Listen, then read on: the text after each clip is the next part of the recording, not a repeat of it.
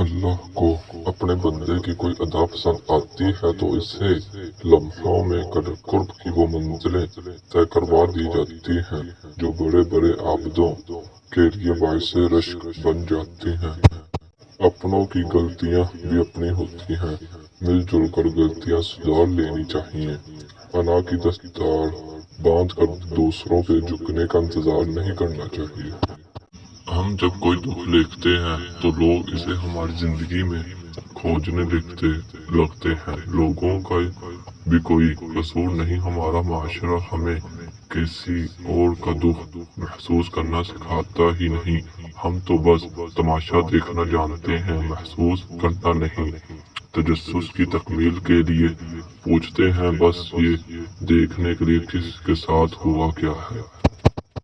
دشمن بنانے کے لیے لڑائی کرنا ضروری تو نہیں، بس اتنا کافی ہے کہ آپ تھوڑا کامیاب ہو جائیں، پھر دیکھیں دشمنی تو ہاتھ میں مل جائے گی۔ کائنات کا سب سے بڑا سچ یہ ہے کہ رب العالمین تک پہنچنے کے لیے رحمت للعالمین کی پیروی کرنا ضروری ہے۔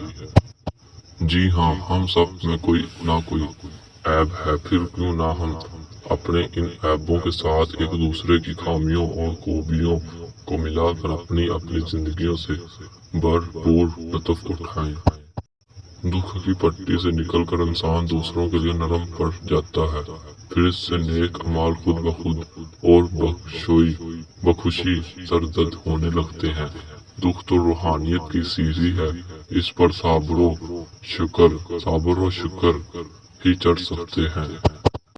شعور کا پہلا درجہ خاموش رہنے کی عادت اپنانا، شعور کا دوسرا درجہ بدتمیزی کا جواب نہ دینا، اور شعور کے تیسرے درجے پر بد اخلاقی کا جواب اخلاق سے دینا ہوتا ہے۔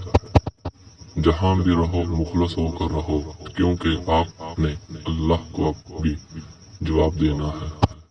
مجھے یہ نہ بتاؤ کہ انہوں نے میرے پیچھے بیٹھ کر کیا کہا، بلکہ مجھے یہ بتاؤ تمہارے سامنے اس قدر بے جھجک کیوں تھے جو آرام سے یہ باتیں کہہ سکے۔